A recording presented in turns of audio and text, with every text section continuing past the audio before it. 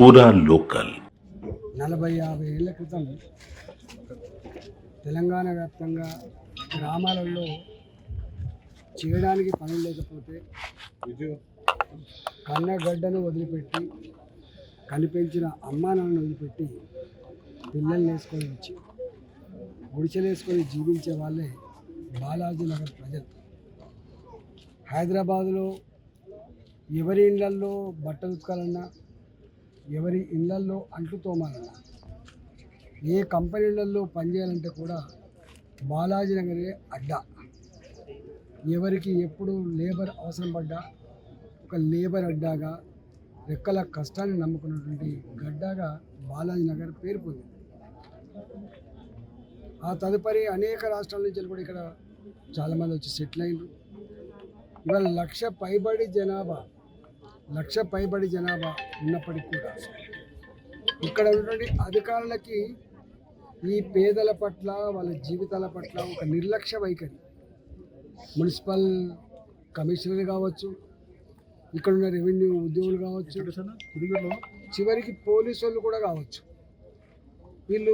వీళ్ళను అడిగితే అసలు ఎవ్వరు సమాధానం ఇవ్వరు. ఎవ్వరి దగ్గరికి పోయి బాధ చెప్పుకున్నా సమాధానం ఇవ్వరు. ఇక్కడ ఎట్లయిపోయింది, ఇక్కడ పిచ్చి కుక్కలకు స్వైర విహార అడ్డగా మారింది, గంజాయి తాగటలకు అడ్డగా మారింది. ఇవాళ మనం చర్చించుకొని అనేక రకాల అసాంఘిక కార్యకలాపాలకు అడ్డగా మారింది బాలాజీ నగర్, జవహర్ నగర్. పాప ఇక్కడి ప్రజానికం అంతా కూడా ఎప్పుడు పోయి దరఖాస్తు ఇచ్చి, అయ్యా మాకు కొన్ని వీధి దీపాలు పెట్టండి, మాకు కొన్ని రోడ్లు వేయండి, మాకు సెక్యూరిటీ కోసం కాంపౌండ్ వాల్ పెట్టండి, మాకు సీసీ కెమెరాలు పెట్టండి. ఇంత పెద్ద జనాభా అనేక రకాల అసాంఘిక కార్యకలాపాలకు అడ్డగా మారుతూ ఉన్నాయి. ఇక్కడ పోలీస్ సెక్యూరిటీ పెంచమని చెప్పి ఎన్నిసార్లు వేడుకున్నా కూడా పెడచెమన పెట్టింది తప్ప వాళ్ళ పట్ల స్పందించిన పాపన పోలే. నిన్న మిరుదొడ్డి ప్రాంతం నుంచి పొట్ట చేత పట్టుకొని పిల్లల్ని వేసుకొని ఇక్కడ జీవనానికి వచ్చారు. వాళ్ళ బామ్మ దీంట్లో వండుకుంటూ, వాళ్ళ అమ్మేమో ఇంట్లో పని చేస్తుంది, వాళ్ళ నాన్నేమో బయట నౌకరు చూసుకున్నాడు. బయటికి వెళ్ళినటువంటి 2 సంవత్సరాల అబ్బాయిని 10-15 కుక్కలు ఇక్కడ పీక్క తిన్న తీరు సభ్య సమాజమే అసహించుకునేదిగా ఉంది. ఇవాళ సాటి మనిషి కన్నీళ్ళు పెట్టకుండా ఉండలేని పరిస్థితి. ఇంత జరిగినా కూడా ఇవాళ ముఖ్యమంత్రి గారు ఎవరినో మందలిచ్చినట్టుగా ఏదో పేపర్లు రాయించుకోవడం తప్ప, ఆయన గారు కూడా ఇక్కడ 5 సంవత్సరాల కాలం పాటు ఎంపీగా ఉన్నారు. మరి బాలాజీ నగర్ ఏంటో, బాలాజీ నగర్ ప్రజల బతుకులేంటో కూడా తెలుసు వాళ్ళకి. కానీ వారు మాత్రం కనీసం ఆ కుటుంబాన్ని నేను ఆదుకుంటా అని చెప్పి ఒక స్పష్టమైన హామీ ఇవ్వలేదు. ఇట్లాంటి పిచ్చి కుక్కలు ఒక బాలాజీ నగర్లే కాదు, అనేక బస్తీలలో కూడా ఇట్లా జరుగుతూ ఉన్నాయి. శివారు ప్రాంతాలలో లైట్లు లేక, శివారు ప్రాంతాలలో కెమెరాలు లేక, శివారు ప్రాంతాలలో రోడ్లు లేక నరకం అనుభవిస్తున్నటువంటి పేద ప్రజల యొక్క జీవన విధానంలో కనీసం తొంగి చూసిన పాపన పోలేదు.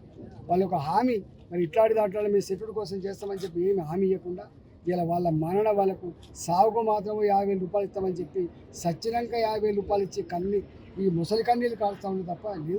నేను డిమాండ్ చేస్తూ ఉన్నాను, ఈ ప్రభుత్వానికి పేదల పట్ల ఏమాత్రం మమకారం ఉన్నా, పేదల జీవితాలను పట్టించుకునే సోయి ఉన్నా కూడా వాళ్ళు చెప్పినటువంటి సమస్యలు ఏవైతున్నాయో వాటి మీద దృష్టి పెట్టాలని చెప్పి, ఇలాంటి సమస్యలు పునరావృతం కాకుండా ఇలాంటి సావులతో గుణపాఠం తెచ్చుకునే పాలకులు ఇలాంటి జరగకుండా చూసే బాధ్యత ఉందని చెప్పి నేను డిమాండ్ చేస్తూ ఉన్నా. అదేవిధంగా ఆ కుటుంబంలో ఒకరికి ప్రభుత్వపరమైనటువంటి ఉద్యోగం ఇవ్వాలని, ఆ కుటుంబానికి ఒక డబుల్ బెడ్రూమ్ ఇవ్వాలని, ఇవాళ ఇలాంటి పరిస్థితులు ఈ ప్రాంతంలో మళ్ళీ ఎవాల్వ్ కాకుండా ఉండాలంటే ప్రజలతో చర్చించి అధికార యంత్రాంగం అంతా కూడా పూనుకొని ఎన్ని డబ్బులు ఖర్చైనా కూడా వాళ్ళకు కెమెరాలు కావచ్చు, లైట్లు కావచ్చు, రోడ్లు కావచ్చు, సెక్యూరిటీ కావచ్చు, ఇవన్నీ నీళ్లు కావచ్చు, ఇవన్నీ ప్రొవైడ్ చేయాలని చెప్పి కోరుతా ఉన్నాం. ఇవాళ డబుల్ బెడ్రూమ్ కట్టి ఇక్కడ ఎన్నో సంవత్సరాలు అవుతుంది, కానీ సోయి లేదు. ఇన్ని 100 కోట్ల రూపాయలు కట్టిన డబుల్ బెడ్రూమ్ వాళ్ళు పాపం చిన్న రూములలో, రేకుల షెడ్లలో 5,000కో 10,000కో కిరాయిలు ఉంటారు తప్ప అలాంటి వాళ్ళకి ఇక్కడ ఇల్లు ఇచ్చేటువంటి ఆస్కారం లేదు. ఎక్కడి నుంచో బయటని తీసుకొచ్చి ఇచ్చే ప్రయత్నం చేస్తుంది తప్ప ఇక్కడున్న పేదవాడు వాడు తెలంగాణ బిడ్డలే.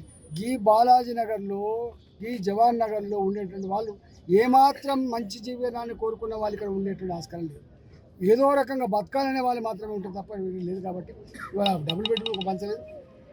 ఆ డబుల్ బెడ్రూమ్ కూడా కట్టిన డబుల్ బెడ్రూమ్ కూడా ఇక్కడి స్థానికులకే పేదవాళ్ళకే అందివ్వాలని చెప్పి డిమాండ్ చేస్తా ఉన్నా. దీని మీద ప్రభుత్వం స్పందించకపోతే తప్పకుండా ఏదో రకమైనటువంటి చర్యకు ఉపక్రమిస్తుంది భారతీయ జనతా పార్టీ చెప్పి హెచ్చరిస్తా ఉన్నా. అదేవిధంగా ఇక్కడ కలెక్టర్ గారితో నేను మాట్లాడి వాళ్ళ కుటుంబాన్ని ఆదుకోమని చెప్పి ఆర్థికంగా కూడా కుటుంబాన్ని ఆదుకోవాలని చెప్పి డిమాండ్ చేస్తాను.